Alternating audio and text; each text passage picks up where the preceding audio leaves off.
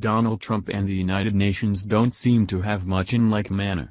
Trump is uproarious, furious, separate, lumpen and uncultured. The UN is minding, sharing, temperate, and caught up with sparing the world from war, starvation and illness. Yet, they do share something imperative: they are the two worms in an apple.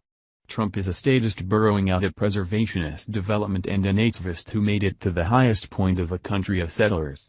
The UN, established on frightfulness and expectation after World War II, should maintain worldwide standards and all-inclusive rights. It was a romantic's fantasy.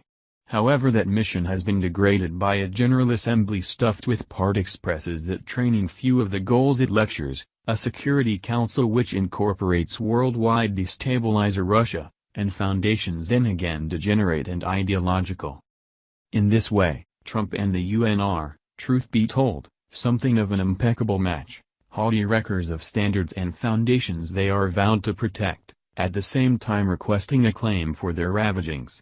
The President's choice to pull back the United States from Unesco, the UN's instructive and social arm, is a darling's fight of sorts, for both look for a similar thing. Trump needs to lessen America's part on the planet and Unesco feels that part is an insult won. The sound and fierceness is over the reason Trump has given, UNESCO's hostile to Israel predisposition. It's a fig leaf, obviously. Yet by one means or another Trump at his most insincere has hit on a decent point. The President is all in all correct to haul out of UNESCO to rebuff its rotten little fixation on the Jewish state, and he ought to consider a couple of more UN bodies for this treatment. Ronald Reagan initially removed America from this racket in 1984 over its star Soviet predisposition, and it was an oversight to return. UNESCO prompts a revamp of Bob Conquest's second law. Any worldwide association that isn't expressly dedicated to Western progressivism, American administration, and support for the State of Israel will in time turn into a spoiler of each of the three. Obviously, UNESCO isn't so much a spoiler of Israel as a schoolyard spook that frequently adjusts on the Jewish state. In this capacity, it is a helpful instrument for Arab and Islamic tyrants who value the estimation of Israel as a bogeyman to occupy their masses. In any case, its genuine essentialness is as a worldwide disseminator of partiality against Israel and Jews.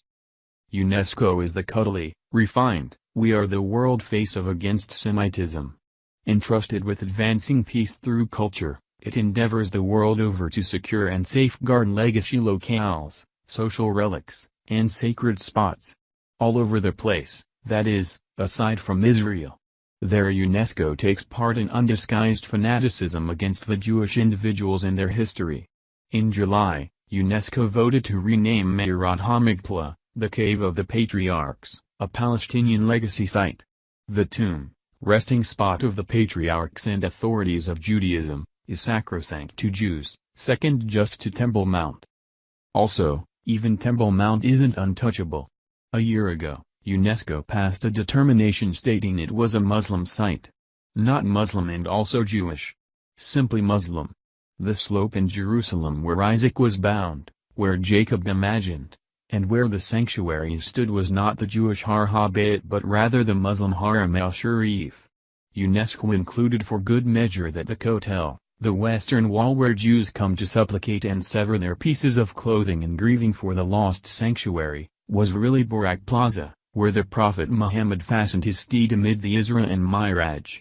So shocking were these activities that UNESCO's own particular Chief General voiced her dispute, and Ban Ki-moon, at that point UN Secretary-General, issued a statement pointedly alluding to the Jewish associations. The motivation behind this social vandalism is to isolate the Jewish individuals from their sacred destinations and their history, in doing as such denying their mutual personality and nationhood. Degradation is a piece of the undertaking to deny the Jewish association with Eretz Yisrael, give Jews a role as intruders in their country, and undermine the basis for the State of Israel. On the off chance that Meirat HaMikpla, Temple Mount and the Western Wall can be stripped of their Jewish ties, so also can Jerusalem, Tel Aviv, and Haifa. These are by all account not the only cases of UNESCO's hostility towards the Jews and their state. The NGO UN Watch brings up that, In the vicinity of 2009 and 2014, UNESCO passed 46 resolutions denouncing Israel.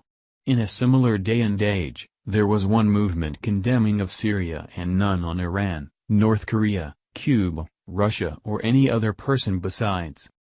UNESCO is a nook of partiality and lip service, two things Donald Trump has at no other time communicated nausea about.